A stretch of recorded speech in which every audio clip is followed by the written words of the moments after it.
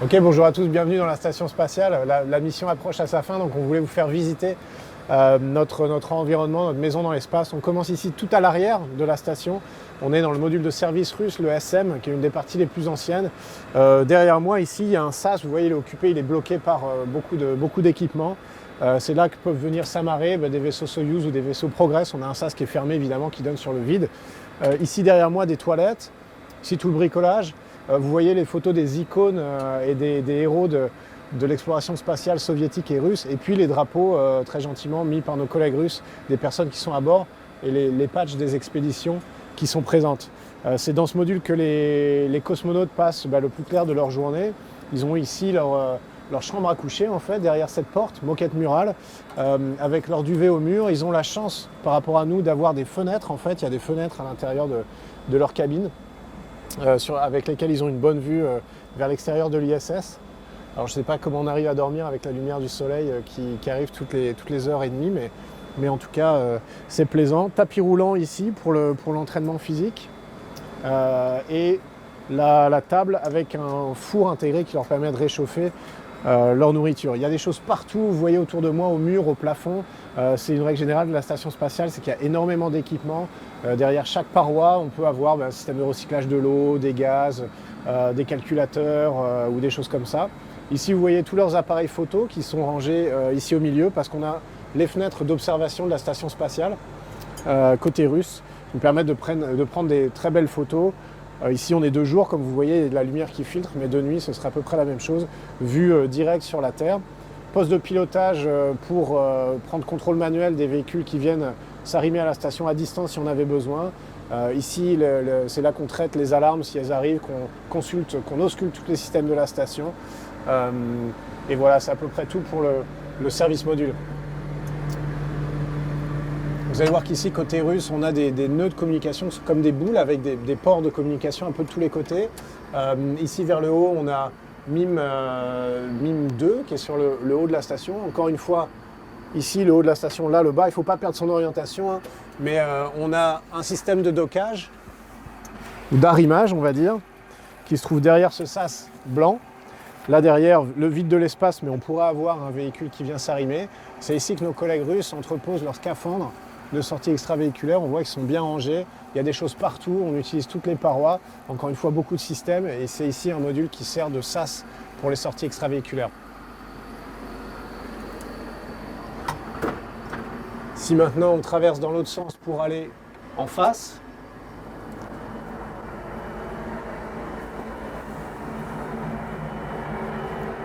on a le dernier arrivé, le dernier module en date de la station qui s'appelle MLM, module plutôt spacieux de 20 tonnes qui s'est arrimé pendant notre mission. Là, on descend vers le bas, vers la Terre.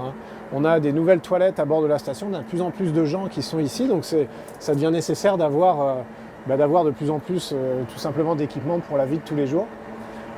Deuxième paire de toilettes. Ici, on a Piotr qui travaille sur son ordinateur, un de nos deux brillants cosmonautes russes, et on va essayer de passer tranquillement sans le déranger. Oups.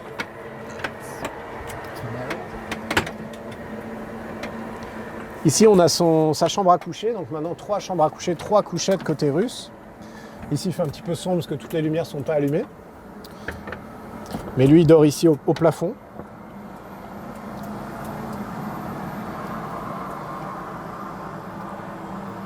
Et si on descend encore, là, on est tout en bas de la station avec un module Progress, donc cargo, qui est arrimé. On voit ici le système de cette tête ici, c'est le système d'arrimage qui vient s'encastrer dans le cône qui est ici pour qu'ensuite on puisse ouvrir le sas et arrimer les véhicules.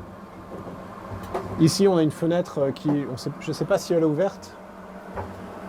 Elle est peut-être fermée, mais ici, on a une très belle fenêtre qui donne sur l'arrière de la station. Et ici, on a une fenêtre qui donne sur l'avant de la station. Петр, можно открыть окно быстро? Открыть. Так, да?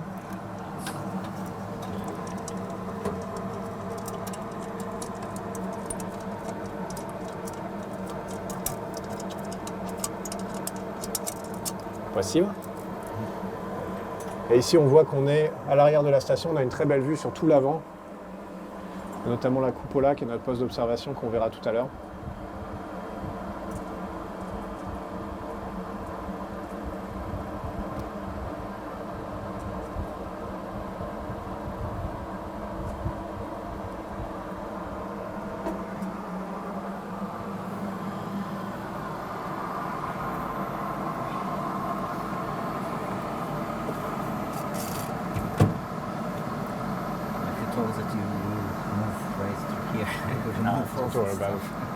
It's normal.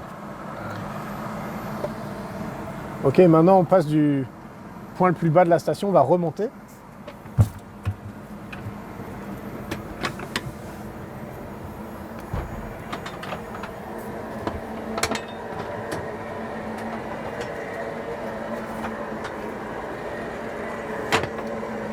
Merci monsieur.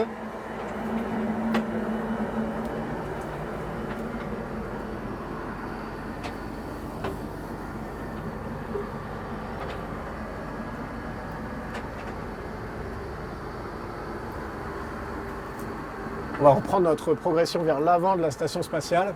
Ici, on est dans le FGB. FGB en russe, c'est le module le plus ancien pour le coup. Il a beaucoup de stockage. Évidemment, il y a encore une fois des systèmes partout derrière ces panneaux. Moquette murale, style un peu années 70. C'est vrai que c'est l'origine de la conception des modules russes avec la station Mir et maintenant la station spatiale internationale. Beaucoup de choses qu'on utilise pour la vie de tous les jours. Ici, station de salle de bain, station de toilette, on voit le mousse à raser, shampoing, l'eau pour se rincer, crème pour la peau, un miroir. C'est ici que nos collègues russes prennent leur douche.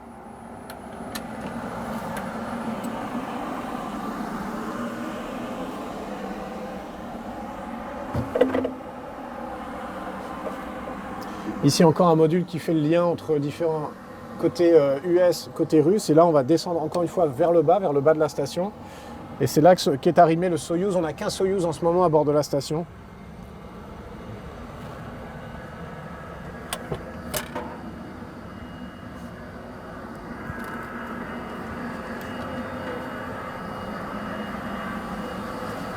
Voilà le Soyouz qui a amené Piotr, qui a amené en fait Yulia, Klim et Anton, et avec lequel repartiront Marc, Piotr et Anton.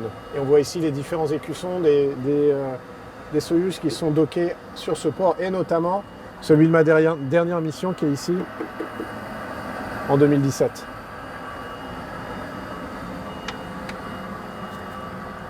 Encore une fois du stockage partout, vous voyez, c'est un peu la place qui nous manque à bord de la station spatiale.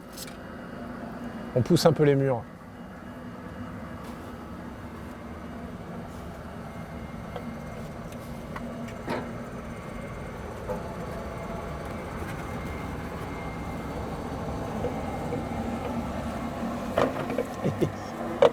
Hey, good.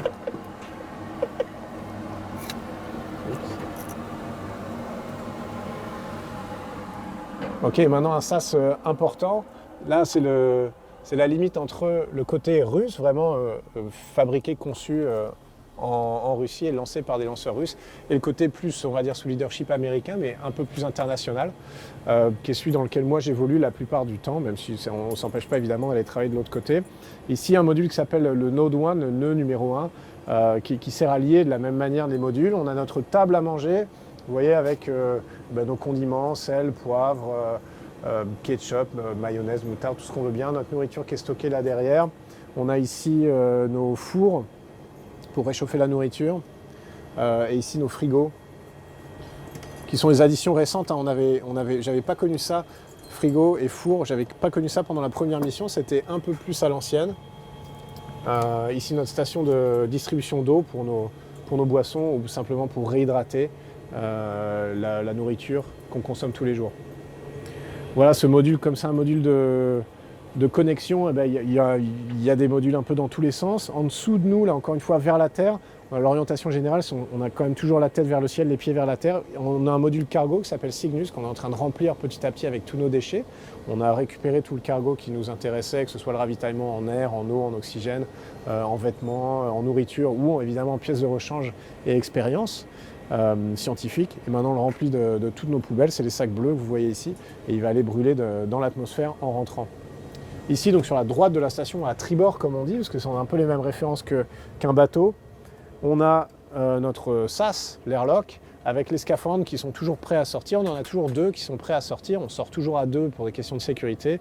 Et si jamais quelque chose cassait à l'extérieur, on serait prêt à sortir en quelques, je vais dire quelques heures, mais peut-être 2 jours, 1 jour ou 2 jours. Il faut quand même un peu de temps pour préparer tout ça. Et ici derrière moi, alors là encore une fois, on s'en sert de stockage, mais il y a un petit module qui est assez oblong et avec un sas qui donne vers l'extérieur de la station, et c'est d'ici qu'on va sortir en fait. On va mettre ces 2 scaphandres, on a l'impression que ça rentre pas, mais ça rentre. Les 2 scaphandres à l'équipement, on ferme ce sas ici, on dépressurise cette partie-là, et ensuite les astronautes sortent en sortie extravéhiculaire comme ça. On a beaucoup d'équipements, masques à oxygène, équipements de sûreté, équipements de secours, comme dans des caméras, comme dans tous les modules. Et ensuite, on va traverser la station donc de droite à gauche ou de tribord à bâbord.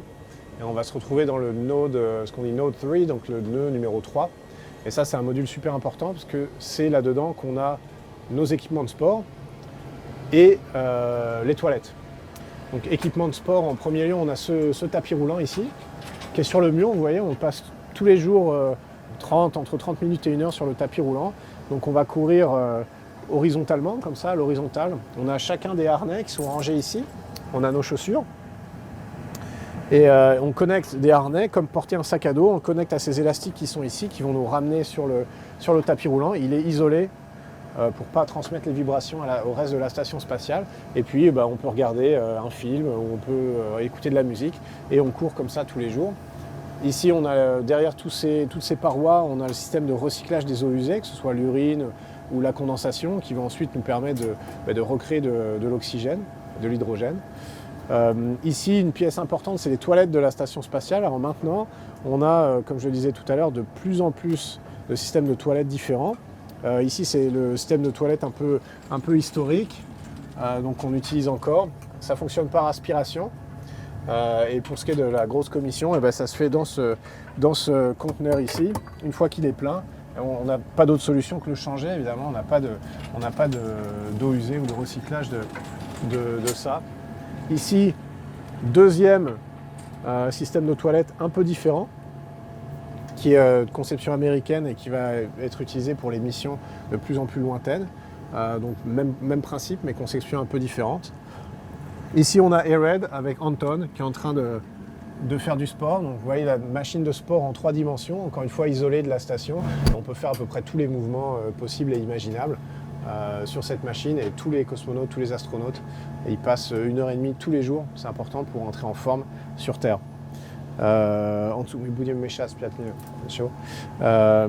Ici, un des modules préférés d'absolument tout le monde, c'est la cupola, c'est la vue panoramique sur la Terre.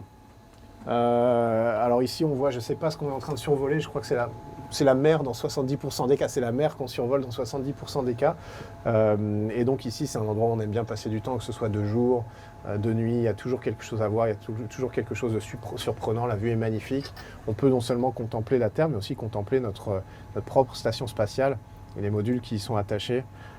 C'est ici qu'on passe aussi beaucoup de temps pour des raisons opérationnelles, quand on réalise des opérations de robotique depuis l'intérieur de la station, notre seule manière d'avoir un visuel sur l'extérieur, c'est de venir ici.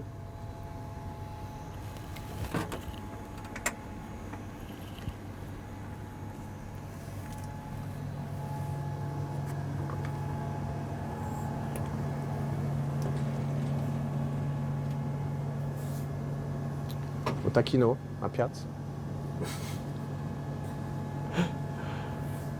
Voilà, donc retour, ça fait toujours un peu une impression de revenir dans une caverne quand on rentre à l'intérieur de la station. Ici, notre module de stockage qui s'appelle PMM. Il ne se passe pas grand-chose dans ce module, sauf qu'on y entrepose énormément d'équipements, de matériel dans tous les sens. C'est un peu caverne d'Alibaba. Parfois, on a du mal à s'y retrouver, mais grâce au centre de contrôle qui nous aide, en général, on sait à peu près où tout est. Et c'est là que commencent beaucoup d'activités. Ça commence par aller chercher son équipement dans PMM et ensuite repartir. Ok, Anton, c'est pas si va.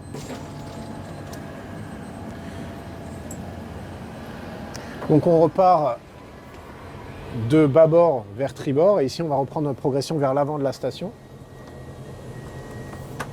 Je présente nos containers de nourriture sur les côtés où chacun a ses spécialités de son pays ou les plats qu'il préfère.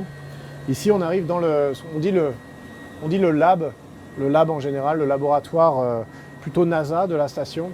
Ici c'est un peu le cœur de la station côté USOS, donc US Operating Segment, le segment sous leadership de la NASA.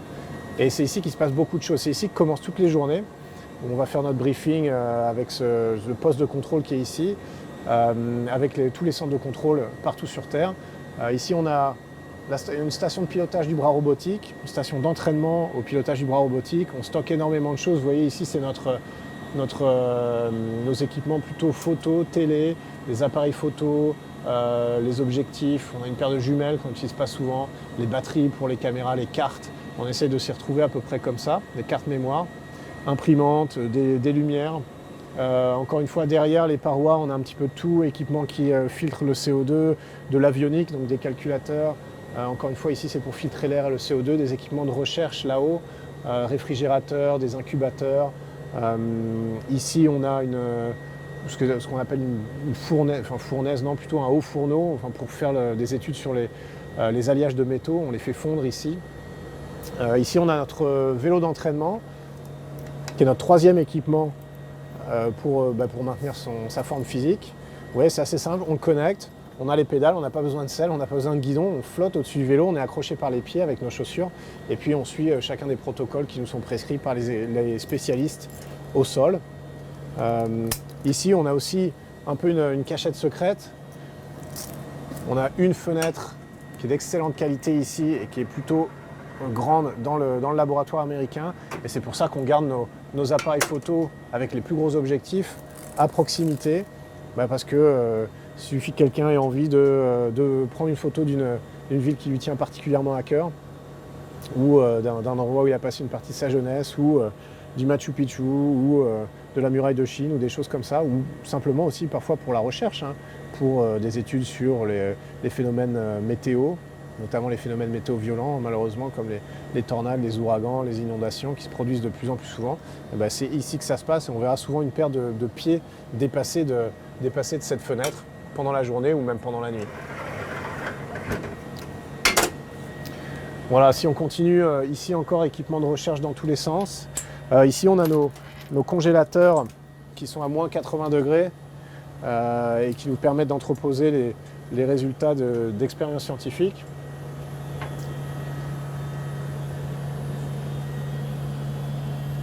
Et là maintenant on passe dans une zone d'habitation qui est la zone où on a nos couchettes. Ça s'appelle le Node 2. Ici on a les couchettes tout autour du module, au plafond, au sol et sur les côtés. Et ici on a notamment la mienne, je vais vous montrer. Donc c'est ici qu'on passe nos nuits, on a le sac de couchage au mur, on a son ordinateur pour envoyer des emails ou pour appeler avec le téléphone sur IP. On a des choses personnelles ou je sais pas, des items de la famille, des boîtes de chocolat, une brosse à dents, enfin tout ce dont on a besoin. C'est comme une cabine sur un navire en fait. Et ces vêtements sont au mur et c'est ici qu'on va passer toutes nos nuits et pas mal de temps aussi pendant la journée. On en a 4 ici. Ici, ces tables, c'est plutôt notre endroit bricolage. Vous voyez, il y a pas mal d'outils qui sont au mur. On utilise beaucoup d'outils différents. C'est un peu la maison du bricolage ici. Et c'est ici qu'on va réaliser toute la maintenance qui est un peu compliquée grâce à ces tables qui sont orientables. Parfois aussi des expériences scientifiques. Beaucoup de câbles de réseau, vous avez vu, ont un réseau un peu compliqué à bord de la station spatiale. Mais ici, c'est plutôt habitation et bricolage.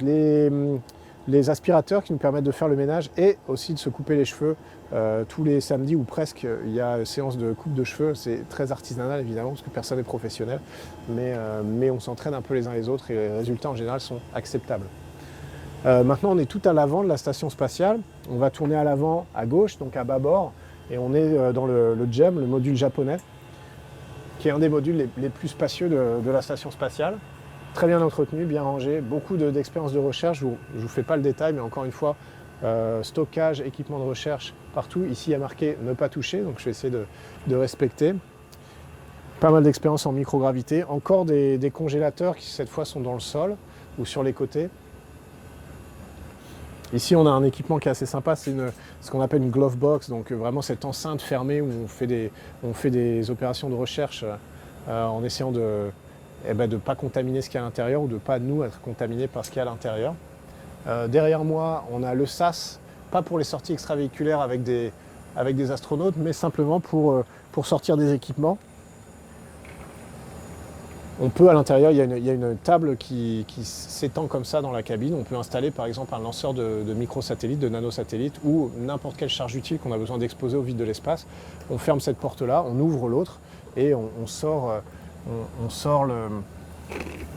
l'équipement dehors. Je vais essayer de vous montrer la vue.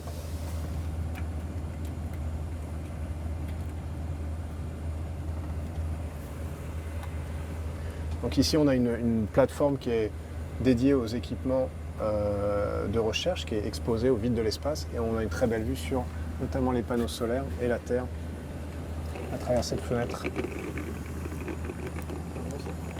Bien.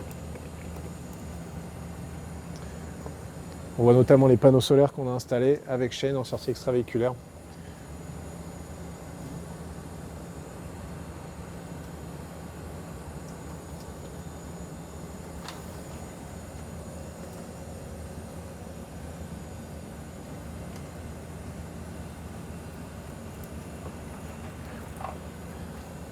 Ensuite ici, on a... Non, il y a Aki is up here. On a un module de stockage avec Aki qui est dedans, qui est en train de prendre sa douche. Hello, you can say hi to Aki. Qui nous sert de grenier et aussi de module de salle de bain, comme Aki vient de le démontrer brillamment. On va repartir donc de bâbord à tribord.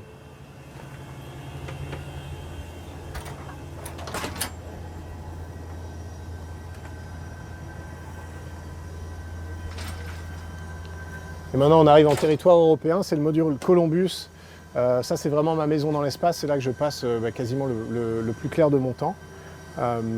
Donc encore une fois, braque, armoire d'expériences scientifiques sur les fluides, sur la biologie, sur la physiologie, sur la science des matériaux, congélateur, calculateur. On a vraiment une variété d'équipements qui est incroyable. On a une dernière addition à la station spatiale, c'est une couchette, une nouvelle couchette qui se trouve ici dans le plafond, qu'on a installée pendant notre mission, qui va nous permettre d'accueillir encore une fois un membre d'équipage supplémentaire parce qu'on était limité en toilette et en couchette. Là il fait sombre, la lumière ne marche pas, mais ce sera un endroit où va habiter notamment mon collègue Mathias. Moi j'ai passé quelques nuits un peu pour la préparer, pour le tester, mais je voulais pas la salir trop et puis pour l'instant on n'en a pas besoin parce qu'on est juste 7 à bord, mais bientôt on sera jusqu'à 11 à bord et c'est là que ça va être assez nécessaire. Voilà pour Columbus. On a à l'avant de la station, là on est tout à l'avant de la station spatiale.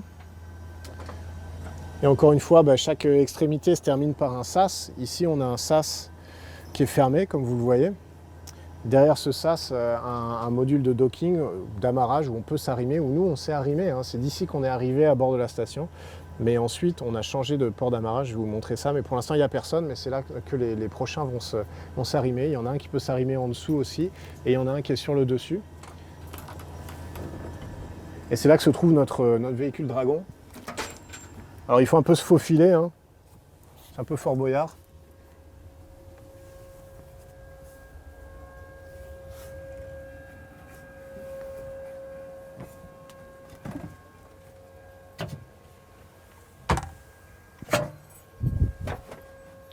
Et voilà notre Dragon qui est aussi la chambre à coucher de Shane, donc on ne va pas trop le déranger, mais c'est ici qu'on a nos équipements de secours. Si jamais il devait y avoir un gros coup dur, on se réunit tous ici et c'est d'ici qu'on va essayer de répondre à la situation et puis qu'on évacuerait la station spatiale. C'est notre capsule qui nous a amenés, mais c'est aussi notre capsule de retour, notre capsule de sauvetage.